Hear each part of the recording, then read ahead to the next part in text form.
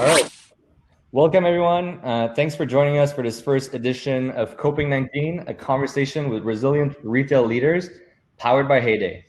So my name is Etienne Merino. I'm the co-founder and CMO of Heyday.ai. We're a conversational commerce platform for retail and CPG brands. So obviously, like, this topic is close to our heart. And for this week's edition, we're really blessed to have a star-studded panel from the food industry to discuss the challenges and the opportunities from this space right now. So, I mean, obviously, unless you've been living under a rock, the coronavirus crisis, as you know, has put immense pressure on this industry. And, you know, in March, Statistic Canada was reporting grocery store sales that were up by 40%. So this explosive demand has been more, both a gift and a curse. And today with us, with these panelists, we'll be able to discuss what it entails and what are the strategies basically to face the current context, but also the next normal. So without further ado, let's introduce our great panelists. We're lucky to have Arthur Sylvestre, Director of Digital Media and Partnerships, long title, from Danone, Canada. Thanks, Arthur, for joining us. Thank you. We have Howard Chan as well, Director of Product Development, formerly head of, recently just joined Good Food. He was formerly the head of online grocery shopping at Loblaws. So thanks, Howard, for joining us. And last but not least, Sean Serkis, who is the co-founder and chief operations officer at Fody Foods. And he was formerly vice president of marketing at Danone. So there's a little bit of a family family picture here. But so Fody Foods, for those who don't know the brand, they make products that are low in FODMAPs and high in taste. So it's good for your digestion, great solution. And they're fast growing on Shopify. So welcome, gentlemen. Thanks for joining us. And without further ado, let's jump right in. Thanks for joining this virtual surprise for you, just to put you in the mood. A virtual round of applause. So thanks a lot. Thanks a lot for joining us. I'll stop the screen sharing just to see your faces. And let's just jump right in with the first question that I'd say is open to everyone. So feel free to jump in. So when a crisis hits, the coronavirus crisis, no one is prepared. I mean, no one saw it coming, really.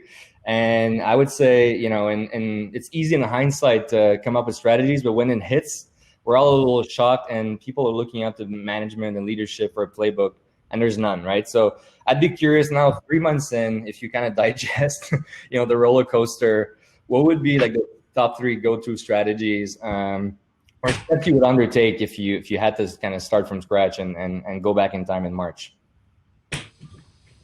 Well, I can start if you want. Up to you. Yeah, go for it. Is that okay? Jump right in. First of all, welcome to my bedroom, guys. This is 3 months.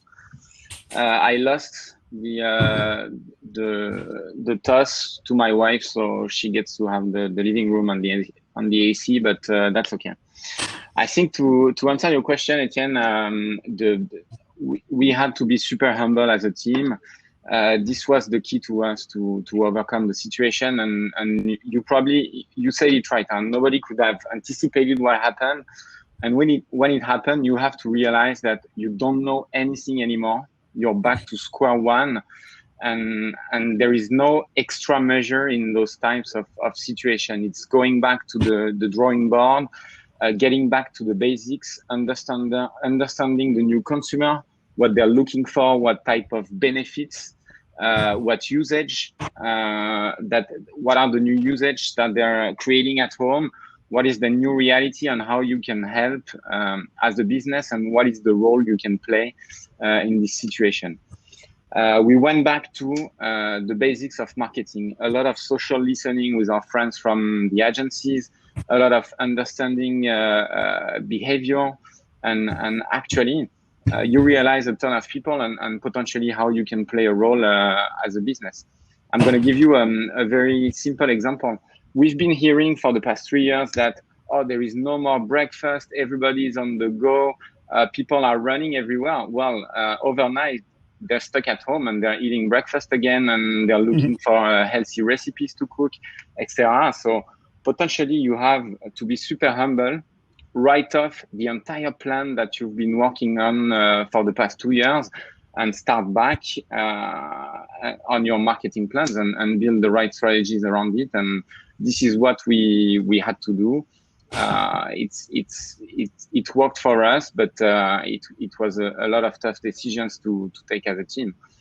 Another example is we had partnerships for the Olympics, for a ton of festivals, for the NHL, etc. And you just overnight don't have anything anymore. So you go back to the basics, what role your products can play, how you can help the consumers, and this is a lot of humility. Very interesting. Is that something you guys echo as well, or what are your individual experiences, Howard and Sean? Yeah, I guess on my side, the experiences that I've had, like fortunately, I would say in the e-commerce like food space, there's always been this kind of aggressive and ambitious growth, right? So, always looking to, the UK market or the US market to see the pen rates that are so strong there. And the companies that I've been working with in this space have, I would say, even going into 2020, it was like already like a very, aggressive plan. Obviously, with COVID hitting, it would like accelerated that even more greatly. From a good food perspective, I would say, there was already plans to expand our operating footprint, right? So opening up new facilities, which is already exciting. I think what happened was, seeing that, people are at home, so, you want restaurant quality food, but also we're also seeing an uptick on, some of the adjacent products, right? So some of the private label items, seeing a lot of pickup there. And then also even further accelerating our operating, locations. So for instance, like, company just announced there's like 2 more, fulfillment centers in the Toronto area to accommodate the, additional growth. So I think those are great things that have come out of it. I think it's really just around, around like, how do we best cater to the changing need, right? So I think what remains the same is how do we provide a great customer experience? How do we, from end to end, from order to pickup or delivery? Awesome. And Sean, what about you? Great. To me, it's just back. It's been fun, first of all, with the exception of my kids yelling in the background every 5 seconds. That's the only part that's very different. For us, it's kind of back to the basics in a good way, because our company is only 3.5 years old. And I think we're running today like we were in the first 6 months, a year of the operation. In other words, we got out of startup mode as we're growing, and now we're back into startup mode, which is, I think, great for the business, where we have a war room mentality. Every day, we have a 30-minute call on the most pressing subjects to make sure everyone's aligned. It's been a gift of empowerment to the team, because, quite frankly, we can't see anymore what they're doing on a daily basis. So we have to trust. And I think that's been a huge change in an opportunity for our employees. They feel more part of it than ever before. And collectively, I don't think I've ever seen as many of my people or employees or teammates as often as we do today. So there's much more, I find, camaraderie in making things happen. I'm quite frankly, obviously, we can't wait for the crisis to be over, because people are sick and people are suffering and too many are unemployed. I do think, though, that hopefully once we get back to normal, that a lot of the lessons of this COVID experience, we're able to keep up in the future, because a lot of them are basic business principles, basic leadership principles that we were forced to go back to. And that's going to be what I remember from this, and hopefully we can remember every day once we're through it.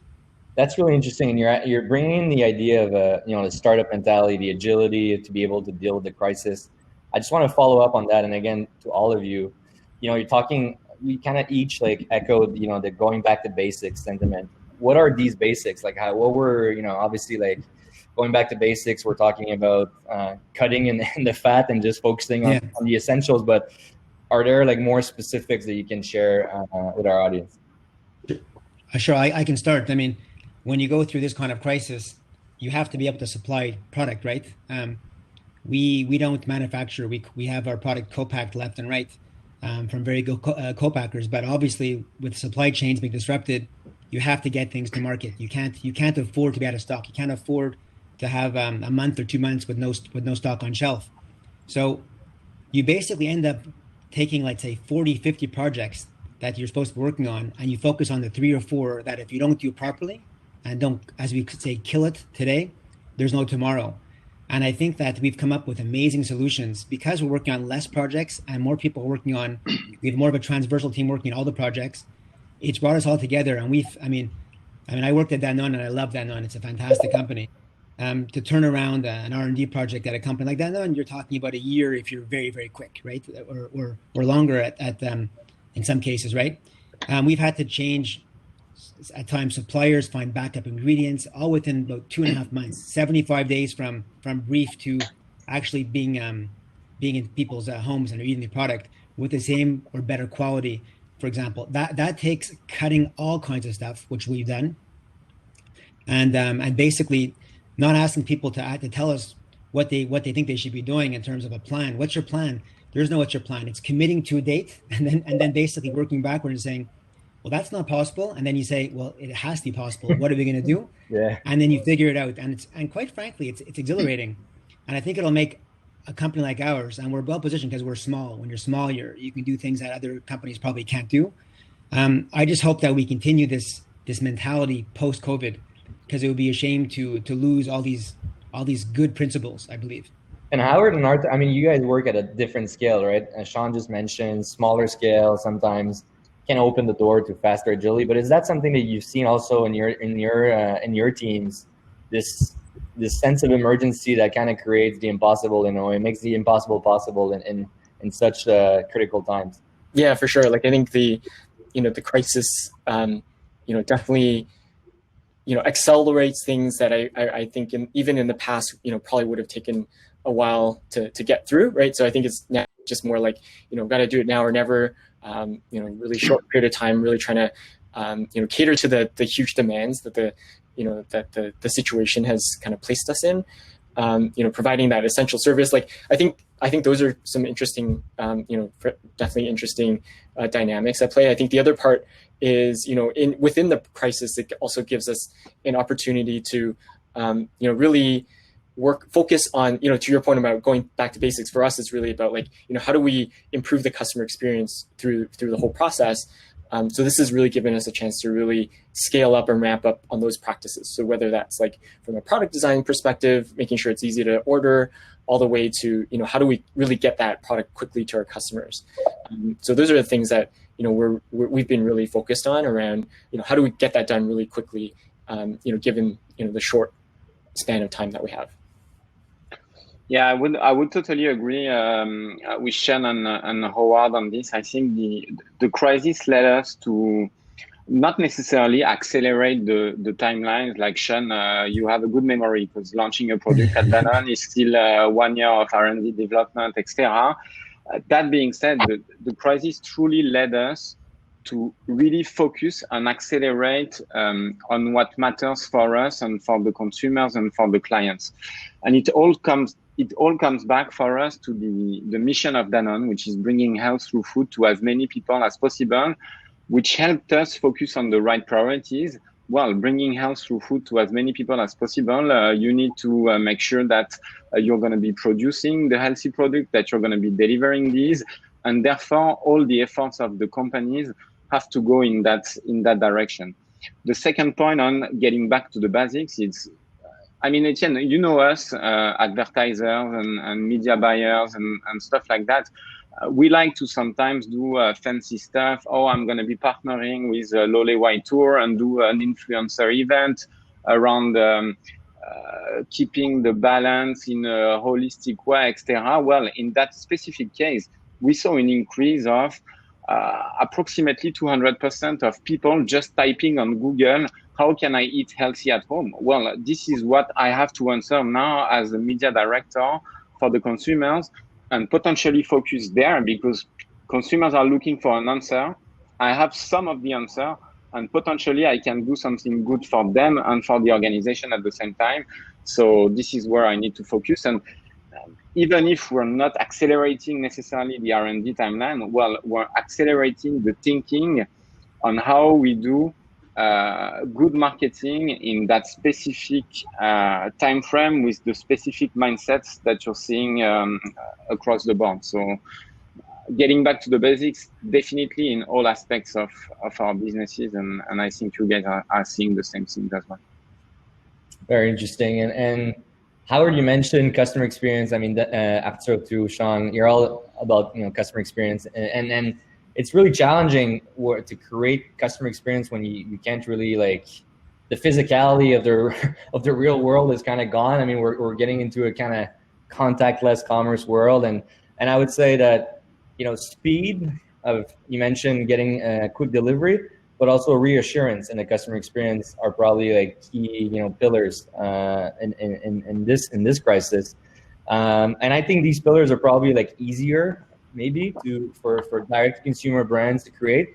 Any insights on your side? Because obviously at Danone, you're selling through third-party retailers, and I'm curious, the speed aspect probably comes from the supply chain. So I'm curious to see, did you mentioned in one of our private conversations after that Danone at least saw it coming a little bit from the European wave.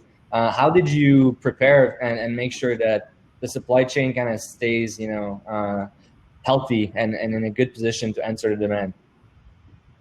I mean, I can answer from what I know, because obviously I'm not in supply chain, but actually, yes. I mean, it would be super arrogant from us to say, okay, we saw it coming and we know what was going to happen. I would never say that. That being said, we had, of course, data points from Europe, and we were able to increase the forecast. I think the most important thing that the team did at the plant and actually led by our CEO and global CEO out of France was to right away increase the security measures to make sure that Danone employees were safe and able to do their task in order, again, to fulfill the mission of Danone, which is to provide healthful food to as many people as possible. So this, I think, were key milestones for us, making sure that the employees were safe and that we could ensure the business continuity. And actually, this was a success on our side. The second piece was I got a lot of insights from my media friends out of Europe, and we already knew that we had to adjust the media plan. So we had 3 weeks. We were 3 weeks in advance in canceling events, out of home, billboards, etc. And we were lucky because we could use that money to reinvest into more efficient vehicles during the crisis, which is, in my opinion, e-commerce, of course, number one, and search and social media, where you can, again, get back to basics, provide recipes, provide key information on the product. And in that sense, we were quite lucky. We were fortunate to have insights from our friends in Europe, of course. And it seems like, obviously, the entire space is booming right now because of, well, there's been panic buying, but also I think changing consumer habits of just cooking more at home, staying at home. And I'm sure for you, Howard, on your side at Good Food, I mean, it was bang on your business strategy in a way. So again, how did you cope with that demand? And did you kind of, obviously you needed to adjust, but did you completely kind of started from square one in terms of strategy and just double down on accelerating the growth? Because it's definitely a critical year. And I'm thinking about Sean is also at Fody, but this is a critical year for you guys to grow your business in a way more than ever. So I'm curious to see, how does that translate in real life in terms of insights? And I know just for a fact that, the Good Food stock has been going something like 2x since the beginning of March. So I'm assuming there's a lot of growth, but any anecdotes or insights or data you could share with us, Howard, on that front?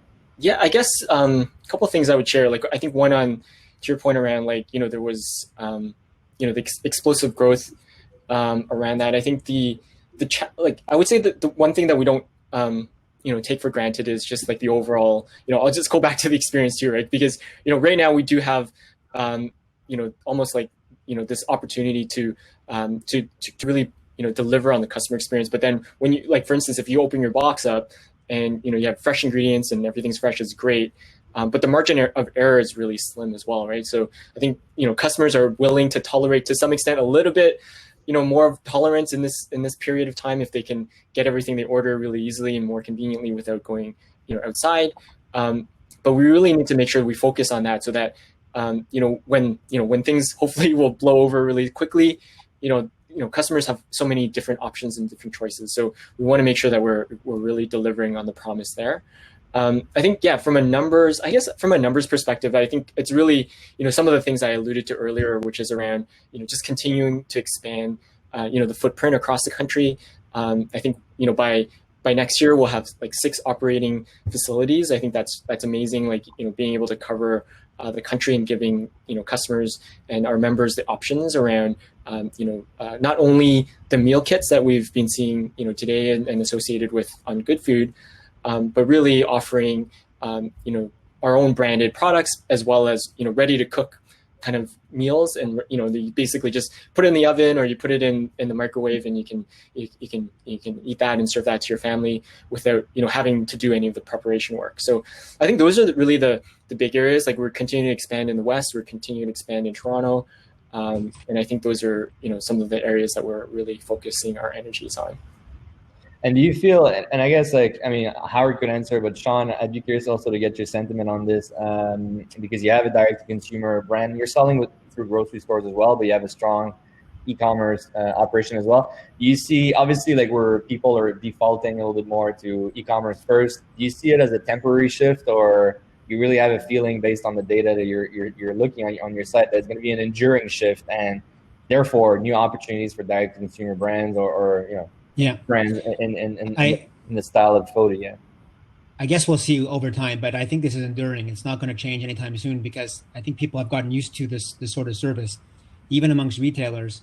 When you look at the results of Instacart, for example, or Thrive Market in the US, the retailers that are doing okay are the ones that do have an online presence as well. So, we're all competing for the same dollar. I think I see it a little bit as an opportunity, though, to create good habits. People are at home. People aren't going out to fast food, or they're not ordering in their white bread sandwich that probably wasn't very healthy for them. I think that we're trying to develop the right habits, and we see online consumers more than a dollar sale. We see them much more as our levers, our ambassadors, are those that will share the gospel of what we're doing and why it's important to them. And we don't put a barrier between retail sales or online sales. It's a consumer experience, and if we're helping people with their brand, wherever they buy their product, we'll be happy because they'll be happy. So I think we've been trying really hard to create habits, because it takes a few weeks to get into a new habit. A lot of people out there just put the wrong foods in their body at the wrong times all the time because it's fast, it's easy. They probably know what they should or shouldn't have. And I think that people being home today, you have a lot of people that are just going all bad, eating carbs 24/7, not working out, probably going down the wrong path. And we're trying to get our community and be a leader in our community to go the other way, which is, wow, what a great time. This isn't great, but what are the positives in all this? And if we can get people to get into the right habits, cooking at home, not having triggers that cause IBS or other gut issues, which is what we do at Fody, then we've done something very well. So we're investing more during this time. We're over-investing to get these people into our world, and we think we'll be better off once it's all over. We hope. Yeah, well, definitely, like, the longer, and if there's a second wave, obviously these habits are forging themselves, and the longer they stay, the more they become enduring. You mentioned healthy living as kind of a byproduct, because people are at home, they're eating their meals, they're saving time with commute, so that they're investing a bit more in themselves as a result. And even Axel was mentioning the Google trends, Google searches in that regard. I know, obviously Danone is strong on probiotics, and is that something that, going back to this healthy living lifestyle and these search queries around this topic, is that something that has been impacting your marketing strategy and your messaging strategy? Like, I'd be curious, before and after COVID, I'm assuming messaging has changed. Can you share a few insights in that regard? Of course. For sure, it's been impacting our strategies, especially digitally, search, e-commerce, the type of keywords we buy. It's super important to always look into this, because I think Google search and keyword planner and keyword tools are the most significant and interesting sources of insights that you can get out there. It's true questions that people are asking. And yes, over the past 6 months, you've seen a dramatic rise in questions like how to stay healthy at home, what type of recipes can I do, vegetarian recipes to add some varieties into my meals, etc. And these are trends. If you have an answer as a company and through a product, you need to capture it because people are looking for an answer. You potentially have the solution. Therefore, it's mechanically a win-win. And Sean is totally right to double down right now in those type of avenues because people are going to be looking for healthier option. I think the crisis on most people acted as help them take the leap and actually make the move into healthy living. Of course, you always have counter examples to this. People binging on wine every night. I don't know, but a lot of people, I think, are realizing that a healthy lifestyle is doable, and there are options out there. And us, as providers of potentially those options, well, we have to serve our consumers because it's right for them and it's right for us. And you have a specific example of, let's say, well, maybe you can't spill the beans because the campaigns are maybe not all live, but of how, there was, let's say, how you pivoted in that regard in terms of messaging and in terms of marketing campaigns or even social media posts. Any concrete example you could share with us of how it? I mean, really, and a lot of them are already live. But if I can give you a couple of examples. On our plant-based brand called Silk, we're providing every day a couple of recipes that are super easy to do and that are just a swap between a meat-based recipe into a plant-based recipe that is going to taste as good and potentially has health benefits for you. Similarly, on Oikos, we're providing lots of solutions on how you can swap sour cream for Greek yogurt and therefore save a couple of percentage of fat. And similarly, on a lot of brands, our Danone brands, we're pushing a healthy breakfast for the entire family, when usually potentially mom and dad are on the go and you just give a snack or a bar. It's super important to push this message because it's something that we truly believe is good for people, and this is our mission. So whenever it's accessible for us, we're going to do it. And yes, definitely the marketing strategies have changed around answering those questions and providing the best answers to help our consumers first cope with the period, and second, adopt a healthy lifestyle that is going to be better for them. Interesting. And you mentioned recipes. So, if I kind of take the overarching idea here is basically like investing more in content as well, right? That's something, Sean, at Fody as well, that you guys heavily invested in, sharing recipes, especially for your community. Yeah. Is that something, because obviously like in the immediate, content is a long-term game, and right now we kind of live in a short-term, day by day or half a day by half a day type of world. So is that something that I feel personally as a consumer, so it's not necessarily like a macro insight, but just a personal one.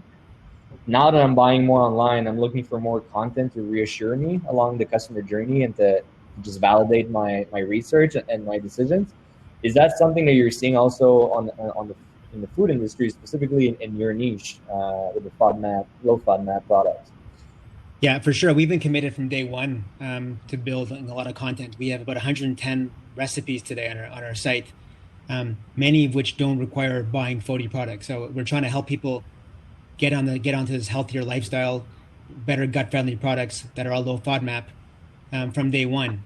But the big change, I would say, is to make sure you're not tone deaf during these times in terms of just peddling content. I mean, a recipe for Father's Day and with photos of the whole family being at a table, like within 6 feet and holding hands, isn't very intelligent. So we've had to repurpose or rethink of some of the insights around that to bring this content to light.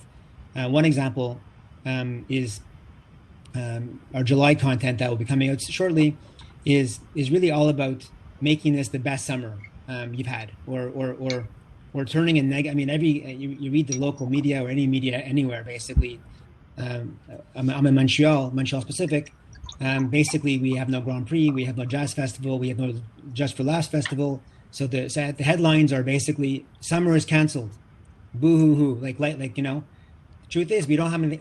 Life is short, and we don't have that many summers. And we're trying to kind of merge content that helps people see the glass half full instead of half empty, and take advantage of these times. I mean, when Arthur talks about Danone's breakfast push, I think he's beyond spot on, because I have an hour in the morning to have breakfast, read the paper, play with my kids, listen to their terrible music. Yeah, never had that before. And it's great, right? Not rushing, not yelling, not telling them, come on, school starts now, come on. None of that, right? You can breathe, but that also allows you to get into better habits as well, right?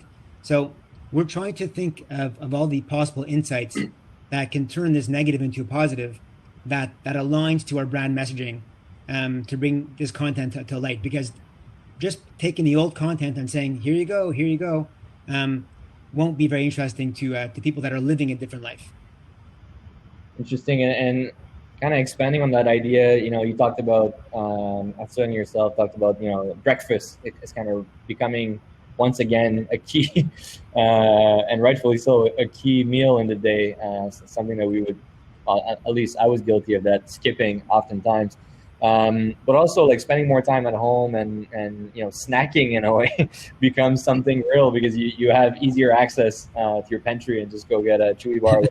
Are you seeing, and I mean, I can start with you because I know Fody has a few snacks, but I'd love to open the question. Have you seen some unsuspected product lines or products, specific products that are over-indexing right now because of the crisis? Yeah. Things that you didn't really see coming? Yes, like crazy. Pasta sauce. Pasta sauce, especially in the warmer months, you would think that people aren't eating pasta or heavier kind of meals. But basically, it's going up it's about fourfold or fivefold that went up during the crisis. Today, it's a bit more normalized, but it's still up times 2.5 versus what it should be. Bars are actually suffering because people aren't on the go. People aren't going to work or putting bars in their briefcase. No one's traveling in airplanes or etc. And that I don't think any of us saw coming, and it's been a real challenge to kind of change our demand planning and our supply, our inventory, to make sure we're in line with that, for sure. And also, why pasta sauce? I mean, even if people are thankfully cooking more at home, like the Good Food example and other examples, I don't think it's, I'll speak for myself. We have 14 meals without breakfast to prepare every single week with no break. There's no babysitter. There's nothing. There's no restaurants that you can go to. So sometimes you want a break, and sometimes it's nice to pour something healthy, hopefully from a jar, into a bowl of pasta, and have something that the kids say, "Wow, that's good," and you don't feel guilty about serving them. Yeah. So that's what we've seen, and it's been surprising. And I don't know how fast it's going to end. I think people are running back to restaurants so quickly to eat in full service restaurants, and I feel bad for these people, by the way. And I guess that's something that impacts also Good Food, right? I see you, Howard, like kind of not nodding, because that's a trend that you're seeing on your side as well. Yeah, for sure. Like the whole, to Sean's point around, everyone's kind of cooking at home. They have more time. Like definitely, even my own kind of situation, I'm sure, similar to you guys, and as well as like, having that almost that luxury of being able to, like in my case, like, the box is a bit of a treat for me. Like I can cook it with my family. It's like, it's not just like a meal, it's an activity, keep everyone occupied. And then at the end, it's like, it's pretty healthy as well. Right. So you kind of know what's in it, which is great. So I think, we definitely see that trend. We're also starting to look at like, merchandising some other products, such as like, the snacks, to your point too, Etienne, is like, popcorn and other kind of, somewhat healthy snacks as well. And we're seeing some good traction there, but really it's like, how do we help, our view is like, giving nutritious meals, but also making it very convenient. So it's not just like a special event, right? So we want to, transform it to be more around like, hey, it's more of a everyday, meeting your everyday needs. So it, saves you a trip to, to the store, and be able to get that, straight from your, at your house, essentially, is kind of what we're looking at. Interesting. And all these insights obviously educate your future strategy, like the next quarter and planning out, especially again, like there's maybe a second wave. We don't really know. Maybe it's like it's hard to plan, but obviously like it's part of business planning and strategy right now. But I'd say like, obviously product marketing on your side also at Danone, after product and marketing strategy heavily rely on data analysis. Is that something, do you feel like collectively guys that you were ready, like in terms of data management and to face like such an uptick in demand and maybe like, how we're laddering up to what you just said, like the uptick in new subscribers at Good Food, because obviously you're in hyper growth right now. It was the data. Did you basically, if I sum it up, did you feel like your data architecture was ready to help you in this crisis, or is this a learning from the crisis that you need to double down the investment on that? Yeah, like I would say that fortunately, like because there were already really ambitious growth going into the year, I think some of that foundation was already laid, right? So at the time, we had just kind of onboarded, started up the data analytics kind of group, right? And then also like from a product management side as well, and making some concerted effort around just investment in technology. I would say it just started to lay the foundation. Not to say the company was it's very already very numbers based, but having the dedicated talent, I would say just happened to hit right at the beginning of COVID, and now we're definitely seeing there's just like once you get a little bit of a taste of data, you probably you always want more, right? So I think that's an area where we continue to grow and look to get more insight and maturing that practice. That's something that we are continuing down that path on. Is that something, Sean and Arthur? I mean, data. We're talking about technology. I was reading recently this McKinsey piece about the next normal, and we're saying the 3 core verticals that are going to be accelerated are going to be telemedicine, AI and automation, and lastly, e-commerce. So telemedicine may be less relevant for us around the table today, but e-commerce and AI/automation are definitely booming right now in this world. Are you like kind of reading about it and looking to invest, double down on it? Obviously, Fody and Danone, for full disclosure, are Heyday clients, so you're already kind of like dabbling and playing in the space. But from a more macro level, what are the next kind of technology investments that are on the roadmap specifically because of COVID and where you're living right now?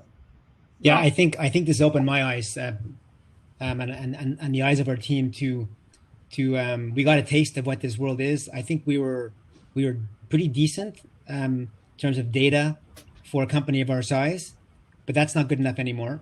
And we are going to be making investments, substantial investments in increasing our knowledge, trying to be as smart as possible to make the right investment. I mean, you can spend obviously millions of dollars on data. At Danone, obviously, they're by Nielsen, and it's kind of fun to analyze. Companies like we have, like our size company, we can't afford millions of dollars to put into data, but it's now number one priority, I would say, in the marketing side, to have fact-based analysis on what's happening today and more importantly tomorrow, to make quick decisions. And I almost feel like it's back to that war room mentality. I feel like we're the president or a leader of an important country where you need to see on a digital massive screen what's happening right now, ABCD, infinity testing all the time, learning about lifetime customer value and the value of this new customer versus someone else, like to get into way more detail than we currently have. And I think we're humble people in our company. I'll speak for myself. I know what I know, and I know that we have to go much faster and further in this. And that's on the immediate short-term priority to advance our company. Well, I totally agree with Howard and everybody here on data. I think for sure overnight, especially on a traditional business like Danone, where you sell to retailers, most of the time physical retailers, because we all know that Canada was lagging a bit behind other countries in terms of e-commerce, and Howard, you know that better than potentially anybody else, even though it's accelerating. Well, overnight it goes from being 1 or 2% of your net sales to being between 8 and 15.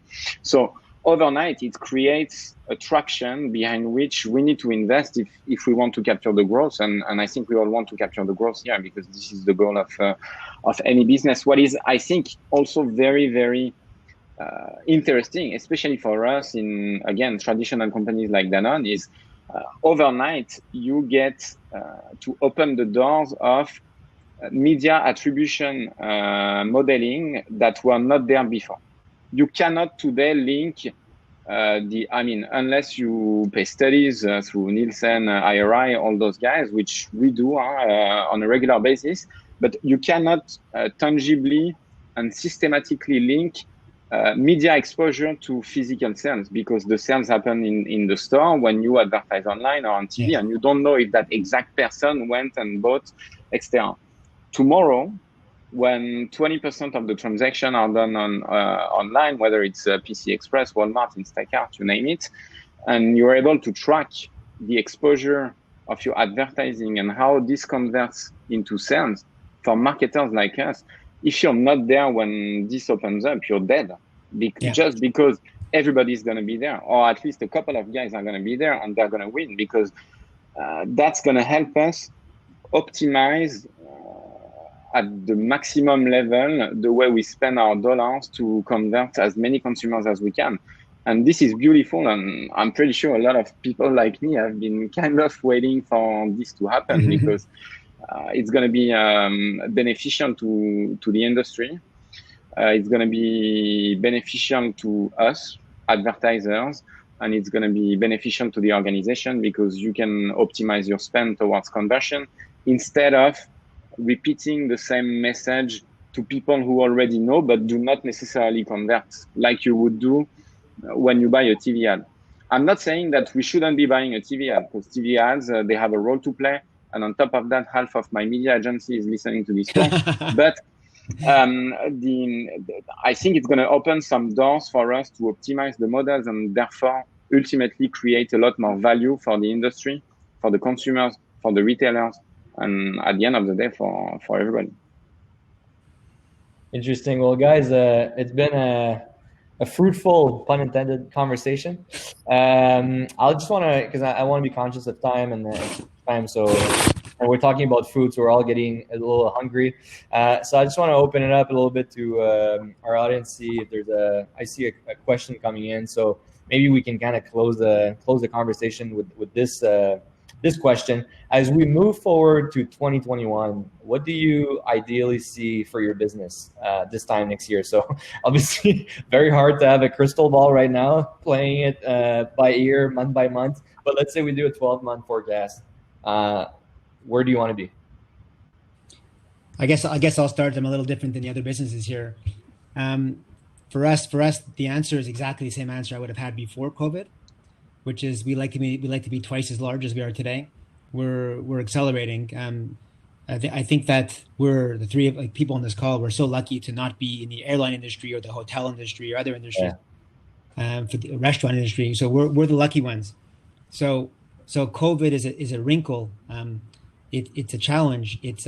But it's only that. It shouldn't impact building a brand or getting customers to love your product or to expose what you're trying to achieve or the mission that you have. So for us, our plan pre-COVID was doubling the business in 12 months, and it hasn't changed at all. And in fact, I would even argue that we should feel so lucky, everyone in our company, to be in this situation that we have. We better take advantage of this, and we better get to where we have to get to, because we're the lucky ones. And if we don't do it, then if we don't do it now, then we weren't good enough, quite frankly. And so that's our goal. Yeah, maybe I'll go next. Yeah, definitely echo what Sean was saying. I think, from Good Food side is, definitely already have some, aggressive plans. I've been very fortunate to be in the space that we're in right now. I think, this time next year, I would say, yeah, really it's about like, how do we get closer to our customers? Whether that's through fulfillment facilities, whether that's through, better, more, personalized experiences online. I think those are the things that we're really looking to do, is just like make it even a better, smoother experience. And I mean, for us, the mission of Danone has been super clear over the past 100 years, and this is what we'll continue to do. Meaning doing the right things for the people, doing the right things for the communities, and doing that through bringing health through food to as many people as possible, being the number one choice for Canadians, and this crisis only reinforced to us the fact that we're doing the right thing, being today the largest B Corp on the planet, etc. And this is what we want to continue to do. And it's the only way for us to operate, because it's a commitment to consumers, it's a commitment to retailers, it's a commitment to ourselves, and this is where we want to push. So to answer your question, I think 2021, 2022, 2026, 2030, we want to continue to try to fulfill our mission as much as possible, because we believe that business should be used as a force of good, and if we do the right things, then we'll succeed business-wise. So this is really what we're fighting for today. This is good. This is a kind of a very quotable moment for a future blog post, maybe. And another question that came in the chat from Christina: where do you think marketing budget will be invested post-COVID? Any one of you is willing to to jump in on this one? I guess I'll just go. I think that we're way past the 30-second TV commercial. I don't have a media agency anymore, so I don't feel bad saying that. Buying agency, I think that more content, relevant content, and hopefully cheaper content to produce means we can try so many more things. I think it's a game of trial and error. As long as the content is on brand, on the strategy, on the mission, and it reflects the brand, we don't have to be prophets to know what's going to work or not going to work. We just have to produce it, believe in it, and try. And I think with social media today, it's such an efficient spend. Quite frankly, you get results immediately. Within an hour or two, you know if it's going to work or not based on the reaction. And I think that's where dollars are going to be spent. Probably more there than on couponing or retail promotions or all those things. I agree with Sean. I think, Etienne, you know me. My answer is going to be we'll be spending the advertising dollars where we see efficiencies. I'm never going to say that traditional media is not efficient anymore. I think it's very efficient when it's done the right way, and when we're super clear on what role it plays in the entire media model that we're setting up for the organization. Now, if you're asking me, is Google potentially going to continue to increase revenues in 2022 and beyond? My answer would be yes. Potentially, I think search is going to continue to grow because people ask a lot of questions, and social, of course, and e-commerce for us, definitely, especially as the space is growing. This is where we need to be because this is where consumers are. Now, I want to twist the question, and I think not necessarily what's going to increase, but how we're going to do advertising is going to be super important, because there is no place for bullshit anymore, in my opinion, in advertising. You need to be transparent 100%. You need to tell the truth, and you need to tell people what you really stand for. And this is going to be the paper that you put on the table, and that ultimately the consumers decide or not to sign it if they believe in what you say, and if they want to trust you. So I think this is going to be a big shift, on top of potentially, yes, an increase in digital and e-commerce, but this is just a consequence of consumer behaviors that companies like us need to embrace. Yeah, maybe I'll just add quickly to what Sean and Arthur just said. It definitely, resonates a lot on our side as well. I won't speak on behalf of marketing because I'm not in marketing, but I know just from observations that definitely agree with the two of you. I think the other part that I would say that we focus a lot of our energy on, probably to Arthur's point too, is like, just like you can't hide, right? So it's really around like, how do we make sure we provide that great experience so that, customers and members will kind of refer our services to others, right? So I think the referral piece is really big for us. So that's also why we want to make sure that we have a great customer experience throughout.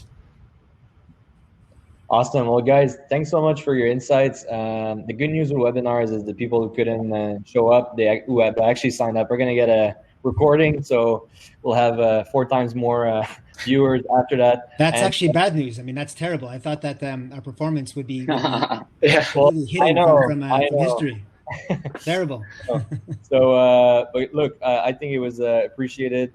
Getting thank you messages in the chat from the audience. So thank you so much for your insights. Thanks for your generosity and time, and for this little lunch and learn. And I'll let you have a real lunch now by wrapping up. So keep it up. Keep up the great work, and we'll stay in touch to see how the situation evolves. Thank you very much.